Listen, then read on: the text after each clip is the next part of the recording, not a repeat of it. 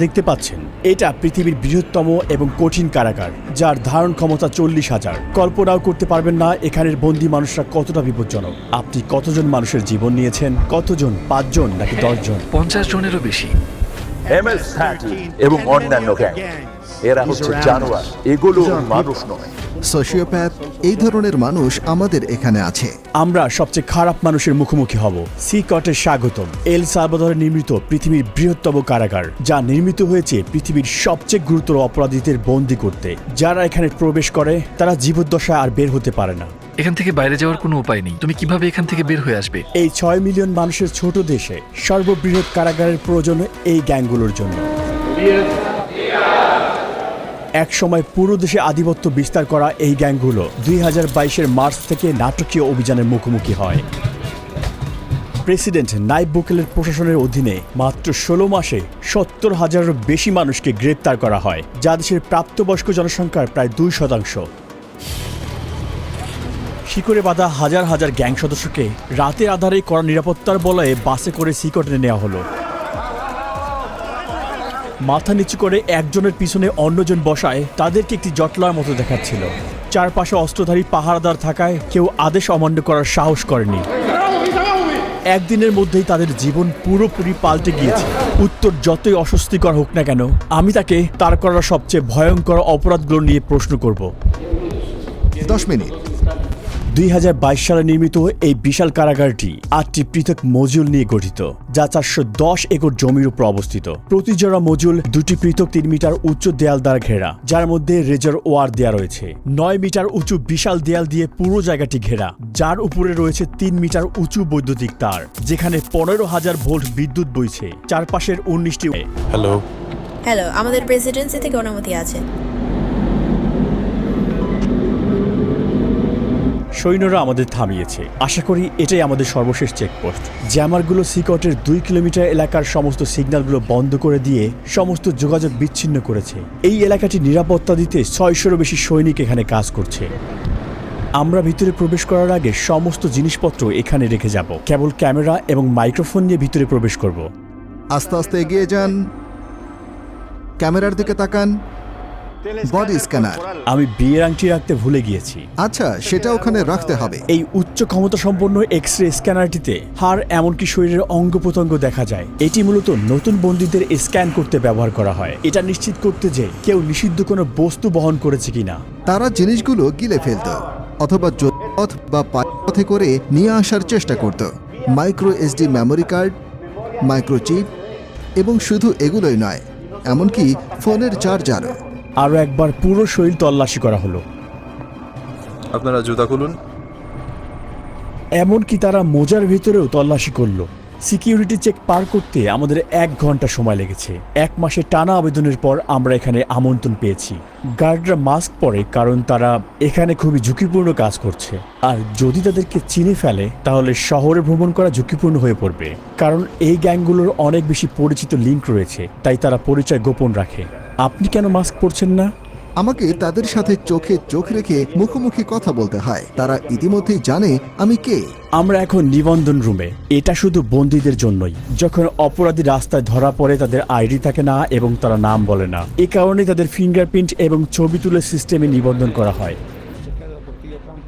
একবার সিকটের স্থায়ী সদস্য হলে বন্দীদের বাকি জীবনের জন্য প্রিয়জনদের সাথে সকল যোগাযোগ বিচ্ছিন্ন হয়ে যায়, কারণ পরিবার পরিদর্শন একেবারে নিষিদ্ধ।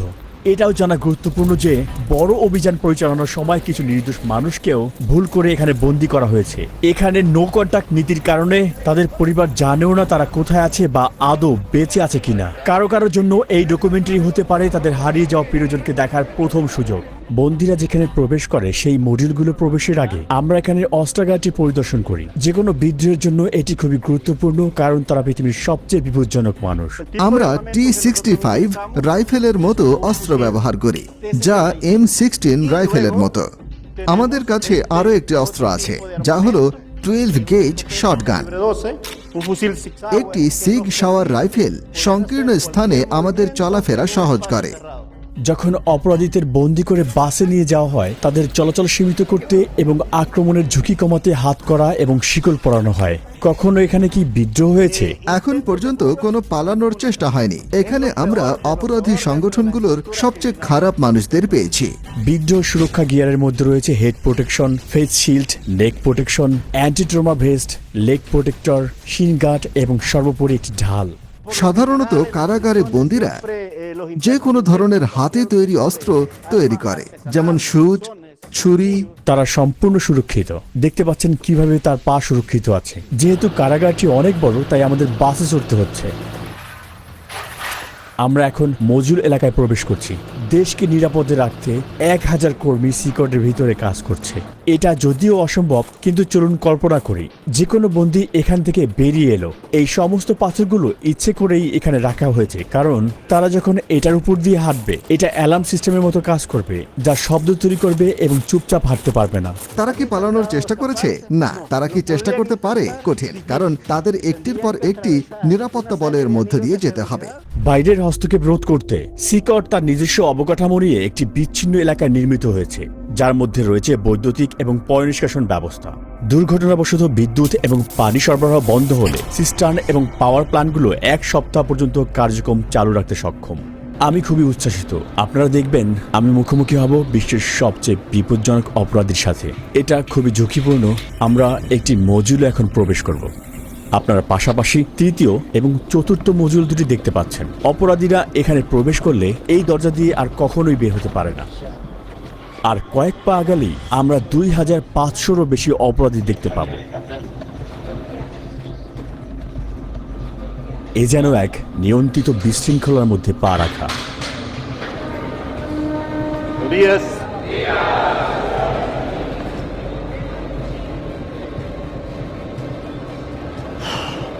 খুবই উত্তেজনাপূর্ণ মুহূর্ত। তাদের চোখ আমার দিকে আর আমার পদক্ষেপ অনুসরণ করছে। তাদের সাথে আমার আই কন্ট্যাক্ট হচ্ছে। তারা সংখ্যায় অনেক বেশি। আমি বাকরুদ্ধ। আমি নিজের অজান্তেই অস্বস্তি অনুভব করছি। অপরাধীরা সবাই সাদা শার্ট, শর্টস আর স্লিপার পরেছে, অন্য কোনো জিনিসপত্র নেই। বেশিরভাগই জীবনের প্রথমার্ধে অর্থাৎ 20 বছর বয়সী, কিন্তু প্রত্যেকে গুরুতর অপরাধে দণ্ডিত। এমনকি সবচেয়ে কম অপরাধীরও গড়ে প্রমাণিত 20 থেকে 30টি ঘটনা রয়েছে। কিন্তু এখানের কিছু অপরাধী শত শত নিরপরাধ মানুষের জীবন কেড়ে নিয়েছে। আমি বন্দীদের প্রশ্ন করতে পারি? না না না, যদি আপনার কোনো প্রশ্ন থাকে আমি সেগুলোর উত্তর দিতে পারি। আর তারা যদি আমার সাথে কথা বলতে চায় তাহলে আপনি কি করবেন? আমি তাদের এটি করতে দেব না। তারা জানে যে নির্দেশনা মানতে না পারার জন্য পরবর্তীতে শাস্তি হতে পারে। এদের মধ্যে কোন গ্রুপ নেতার সাক্ষাৎকার নিব এটা জানতে প্রচন্ড আগ্রহী। আমাদের জন্য এই হলুদ লাইন পার হওয়া সম্পূর্ণ নিষিদ্ধ, কারণ তারা পৃথিবীর সবচেয়ে বিপজ্জনক মানুষ। আমাদের মাঝে যদি রেলিং না থাকতো সবাই জানে এখন কি ঘটতে পারত। মেগা কারাগারের 8টি মডিউলের প্রতিটি 32টি সেল নিয়ে গঠিত। প্রতিটি সেলে প্রায় 80 জন বন্দী থাকে, তবে এই সংখ্যা 150 পর্যন্ত পৌঁছাতে পারে। সম্পূর্ণ ধারণ ক্ষমতা পূর্ণ না হওয়া সত্ত্বেও বর্তমানে প্রতিটি বন্দীর জন্য মাত্র 0.5 বর্গমিটার স্থান বরাদ্দ রয়েছে। এখানে নেই পর্যাপ্ত আলো বাতাসের ব্যবস্থা, নেই আঙিনায় হাঁটার অনুমতি। এখানে থাকা প্রতিটি অপরাধীকে এতটাই দীর্ঘায়িত এবং কঠিন শাস্তি দেওয়া হয়েছে যা আপনি আপনার জীবনেও ভাবতে পারবেন না। এই সমস্ত বন্দীরা কখনোই বের হতে পারবে না। তারা কখনোই সূর্যের আলো দেখতে পাবে না। একমাত্র এখানে আসার বা এখান থেকে বের হওয়ার অনুমতি রয়েছে কেবল এখানকার কর্মীদের এবং আমাদের মতো মিডিয়াদের। কখনোই এই বিল্ডিং থেকে বের হতে পারবে না। আপনি যদি তাদের চেহারার দিকে তাকান তাদের আত্মায় শূন্যতা দেখবেন। ভবিষ্যৎ নিয়ে তাদের কোনো আশা নেই। তাদের দেখতে মনে হয় রোবটিক। তাদের জীবন পুরো একঘেয়েমি। এই খোলা জায়গাটি তাদের টয়লেটের জন্য। তাদের মাত্র 2টি টয়লেট রয়েছে 80 জন বন্দীর জন্য। এটা আসলে খুবই লজ্জাজনক। এর মাধ্যমে এই পুরো বন্দীদের আত্মবিশ্বাস আসলে ভেঙে যায়। এই একই জায়গায় যেখানে তারা টয়লেট করে সেই একই জায়গায় তারা গোসলও করে। নিজেদের পরিষ্কার করতে তারা প্লাস্টিকের ডিপার এবং একটি শেয়ার করা বেসিন ব্যবহার করে। এখানে কোনো পানির প্রবাহ নেই। এই বন্দীরা পানি পান করার জন্য একটি নীল ব্যারেলের উপর নির্ভর করে। তারা সবাই এখানে ঘুমায় এই ধাতব ব্যাংকে। কোনো বালিশ কিংবা কোনো গদি নেই এখানে। প্রতিটা বন্দী শুধুমাত্র প্রয়োজনীয় জিনিস পায়: একটি সাদা চাদর, একটি ইউনিফর্ম, মোজা, স্লিপার এবং একটি টয়লেট। তারা আর কিছুই পায় না। বন্দীরা এখানে সারাদিন 4 স্তরের বেডে কাটায়। তারা এখানে গোডাউনে রাখা জিনিসপত্র মতোই খুব জড়ো হয়ে থাকে। স্বাস্থ্য এবং শৃঙ্খলা রক্ষার অংশ হিসেবে বন্দীরা 2 সপ্তাহ পর পর শেভ করে। এছাড়াও লম্বা চুল বা দাড়িতে তারা ধারালো বস্তু লুকিয়ে রাখতে পারে। একবার দেখা যাক, শার্ট খুলে এখানে লাইন ধরে দাঁড়ান। এখন তারা সবাই শার্ট খুলছে। এই বন্দীরা একসময় MS-13 এবং ব্যারিও 18 গ্যাংয়ের সদস্য ছিল, যারা এল সালভাদরের পাড়া এবং মহল্লা নিয়ন্ত্রণ করত। এছাড়াও এই গ্যাংগুলো স্থানীয়দের কাছ থেকে টাকা ছিনতাই করত এবং ভোগান্তি দিত। তাহলে এখানে ব্যারিও 18 এবং MS-13 গ্যাংয়ের সদস্যরা একসঙ্গেই রয়েছে। হ্যাঁ, ঠিক এমনই। পুরো মডিউল একই রকম। তারা সবাই এমনভাবেই জীবনযাপন করে। বাইরে একে অন্যের এলাকায় প্রবেশ মানে মৃত্যুর কারণ, কিন্তু এখানে তারা শেষ নিঃশ্বাস পর্যন্ত একে অপরের পাশেই থাকবে। এখানে তারা কিভাবে আছে একে অন্যকে আক্রমণ না করে? এখানে তাদের একসাথে থাকতে শিখতে হয়। এখানে তারা কারাগারে আছে, রাস্তায় নয়। অধিকাংশ বন্দীর পুরো শরীর জুড়ে ট্যাটু থাকে, এমনকি তাদের মুখেও, যা তাদের অনুগত্যের পরিমাণ প্রকাশ করে। MS-13 গ্যাংদের ট্যাটুতে সাধারণত অক্ষর দিয়ে লেখা অথবা 13 লেখা থাকে। অন্য গ্যাংয়ের সদস্যরা 18 বা 666 এরকম চিহ্ন ব্যবহার করে, যার যোগফল 18 এবং যা শয়তানের প্রতীক হিসেবে ধরা হয়। অথবা তারা রোমান সংখ্যাও ব্যবহার করে। কারো মুখে গ্যাংয়ের ট্যাটু থাকলে তা স্পষ্ট নির্দেশ করে যে সে সংগঠনের সবচেয়ে নির্দয় এবং নেতৃস্থানীয় সদস্য। এমন একজন মানুষের সঙ্গে রাস্তায় দেখা হওয়া মানে সাক্ষাৎ মৃত্যুর চোখে চোখ রাখার সমান। মাকড়সা জালের ট্যাটুর অর্থ হচ্ছে আইন ব্যবস্থার জালে আটকে পড়া আর দীর্ঘ কারাদণ্ড ভোগ করা। ডেভিল হর্নস ট্যাটু একটি অন্ধকারের প্রতীক, যা নির্দেশ করে যে এই ব্যক্তিরা হচ্ছে শয়তানের পূজারী। কিছু লোক দাবি করে তারা শয়তানের আদেশে এই কাজগুলো করেছে। একটি টিয়ারড্রপ ট্যাটু নির্দেশ করে যে সেই ব্যক্তি কোনো মানুষের জীবন নাশ করেছে। চোখের ফোঁটার সংখ্যা বোঝায় কতগুলো জীবন তারা কেড়ে নিয়েছে। যদি 3টি টিয়ারড্রপ থাকে, এর মানে এই ট্যাটুর মালিক এতগুলো জীবন কেড়ে নিয়েছে যার হিসেব নেই। লাফ নাও ক্রাই লেটার, এই মাস্ক বা ক্লাউন ট্যাটুগুলোর একটা স্পষ্ট বার্তা হচ্ছে কঠিন সময়ে তুমি শক্ত থাকো আর পরিণতি পরে ভুগবে। এখানে তাদের 3 বেলা খাবার দেওয়া হয়, ব্রেকফাস্ট, লাঞ্চ আর ডিনার। ব্রেকফাস্টে সাধারণত মটরশুঁটি আর ভাত থাকে, আর ডিনারও প্রায় একই রকম। দুপুরে সাদা ভাত আর পাস্তা দেওয়া হয়। একমাত্র যা পরিবর্তন হয় সেটা হলো পানীয়। চিকেন বা মাংসের মতো কোনো পুষ্টিকর খাবার তালিকায় নেই। এটা দুপুরের খাবার। আজ ভাত, পাস্তা আর 2টা টর্টিলা দেওয়া হয়েছে। খাবারের মেনু কি পরিবর্তন করা হয়? না, প্রতিদিন একই। হ্যাঁ, সবসময় একই থাকে। ফ্রেশমেন্ট। এটা মিষ্টি পানীয়। আমি নিজেই এটা খেয়ে একটু স্বাদ নিয়ে দেখব। বন্দীদেরকে হাত দিয়ে এগুলো খেতে হয় এবং প্লেটগুলোকে ভালোভাবে পরিষ্কার করতে হয়। পর্যাপ্ত প্রোটিনের অভাবে অনেক অপরাধীরাই এখানে পুষ্টিহীনতায় ভোগে। এখন আমরা সাইকো নামের একজন কয়েদির সাক্ষাৎ নিব। তার অপরাধের ইতিহাস 34 বছরেরও বেশি, আর গত 25 বছর ধরে সে একটা বড় সংগঠনের নেতৃত্ব পর্যায়ের সদস্য। 10 মিনিট। এমনকি এই বন্দির চারপাশে নিরাপত্তা দিতে 10 জন গার্ডও পর্যাপ্ত নয়। মাস্ক খুলুন। আপনার নাম কি? আমার নাম মার্ভিন এর্নস্টো। আপনার বয়স কত? 41 বছর। 41-এর মতো দেখাচ্ছে না, মনে হচ্ছে 35 বছর বয়স। এটা শুনে ভালো লাগলো, কারণ আমি মনে করি আমার বয়স বেড়ে গেছে। আপনার ট্যাটু দেখতে পারি? MS-13। আপনি কত সালে ওই সংগঠনে যোগ দিলেন? 2004 সালে, কিন্তু আমার অপরাধের রেকর্ড 11 বছর বয়স থেকেই শুরু। আপনি কিভাবে প্রথম জড়িয়ে পড়লেন?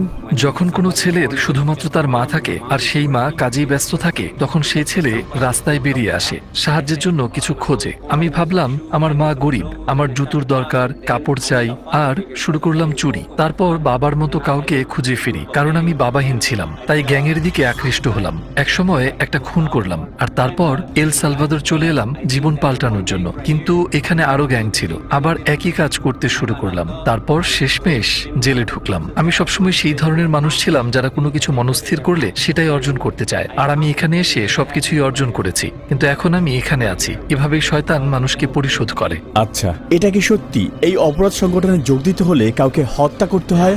হ্যাঁ। আপনি কাকে হত্যা করেছেন? সেটা কি আপনার আত্মীয়? আমি সত্যিই মনে করতে পারি না কতজনকে হত্যা করেছি, কিন্তু হ্যাঁ, কারণ গ্যাংয়ের জন্য এলাকা থাকা প্রয়োজন। আমি আমার মা, বাবা, ছেলে সবকিছুই হারিয়েছি এই গ্যাংয়ের কারণে। আমি যদি USA তে থাকতাম তাহলে পরিবার নিয়ে সুন্দর জীবন কাটাতে পারতাম, কিন্তু আমরা ভুল সিদ্ধান্ত নিয়েছিলাম, যার ফল ভোগ করছি। এই জন্য আমি যুবকদের বলি, স্কুলে যাও, তোমার মা বাবার কথা শোনো, সেই মতো চলো। আমরা যেভাবে এখানে বেঁচে আছি সেরকম জীবন বানিও না, এর থেকে বের হওয়ার কোনো পথ নেই। আপনি কতজনের জীবন নিয়েছেন? 5 জন, 10 জন, কতজন? না, জেলের পরে আমি যা করেছি সে সম্পর্কে যদি আপনি কথা বলেন তাহলে হয়তো 50 জনের কিছু বেশি হবে। কখনো কখনো এটা করতে হতো। আপনি কিভাবে এত ঠান্ডা মস্তিষ্কের এবং নির্মম হয়ে উঠলেন? আমি আসলে এই প্রশ্নের উত্তর জানি না। পরিবারের সদস্যদের সাথে সারা জীবন দেখা না হওয়ার বিষয়টি আপনি কিভাবে অনুভব করেন? আমার খারাপ লাগে, কারণ আমি শেষবার আমার ছেলেকে দেখেছিলাম যখন সে 5 বছর ছিল, আর এখন সে 21। আমি তাকে দেখতে চাই, আমি তাকে বলতে চাই, এই তোমার বাবা যা করেছে সেটা তুমি করো না, একটা ভালো জীবন খোঁজো। আপনার কারণে যারা ভিকটিম হয়েছে তারা কখনো প্রিয়জনকে দেখতে পারবে না, আর আপনিও কখনো আপনার পরিবারকে দেখতে পারবেন না। কাউকে মিস করার অনুভূতি আপনি কিভাবে মানিয়ে চলেন? আমি খারাপ অনুভব করি কখনো কখনো, যেমন আপনাকে বললাম আমি বিছানায় শুয়ে অনেক কিছু চিন্তা করি, কখনো কখনো কাঁদতে থাকি আর বলি আপনার জীবিত থাকার প্রেরণার উৎস কি? একদিন আমার জীবন পাল্টানো এবং ঈশ্বরকে খুঁজে বের করা। আমি ঈশ্বরকে বলেছিলাম, আমাকে মাফ করো, আমাকে মাফ করো আমি যা করেছি তার জন্য। আচ্ছা, অবশেষে আমরা সূর্যে আলো দেখলাম। সেকট এমন একটি জায়গা যেখানে আপনি আসতে চাইবেন না, এমনকি দর্শক হিসেবেও। কিন্তু যারা সালভাদোরিয়ানদের ভিকটিম বানিয়েছে, এটাই তাদের চিরকালের বাসস্থান। এরা নিরাপরাধ মানুষদের জীবন কেড়ে নিয়েছে, তাই তারা এখন প্রতিদান দিচ্ছে। সালভাদোর সরকারের স্পষ্ট বার্তা, এখানে অপরাধ সহ্য করা হবে না এবং এর শাস্তি হবে কঠিন। চরম বিশৃঙ্খলার কারণে একসময় সালভাদোর সবচেয়ে বেশি মৃত্যু হারের দেশ ছিল, আর ওই সময় প্রতি 1 লক্ষ মানুষের মধ্যে 104 জন প্রতি বছর তাদের জীবন হারাতেন। পূর্ববর্তী প্রশাসন এই গ্যাংগুলোর সাথে শান্তি চুক্তি করতে রাজি হয়েছিল, কিন্তু তা শৃঙ্খলা আনতে পারেনি। যদিও বর্তমান সরকারের পদ্ধতিগুলো বিতর্কিত, তবুও 2023 সালের মধ্যে এই সংখ্যা নাটকীয়ভাবে কমে দাঁড়িয়েছে প্রতি 1 লক্ষে 2.4-এ, যা এল সালভাদরকে প্রথমবারের মতো সবচেয়ে সুরক্ষিত দেশগুলোতে জায়গা করে দিয়েছে। শান্তি ফিরে এসেছে এবং এই ফলাফল অস্বীকার করার কোনো সুযোগ নেই। কিন্তু যাদের অন্যায়ভাবে কারাগারে বন্দী করা হয়েছিল তাদের কি হবে? বিশৃঙ্খলা নিয়ন্ত্রণ করতে এটাই কি সঠিক ন্যায় বিচার? আর এটা কি স্থায়ী সমাধান নাকি অস্থায়ী সমাধান? এখন পর্যন্ত এই উত্তর স্পষ্ট নয় এবং সমস্ত পৃথিবী তাকিয়ে আছে। ডকুমেন্টারি দেখার জন্য ধন্যবাদ। সাবস্ক্রাইব করতে ভুলবেন না। দেখা হবে নতুন ভিডিও।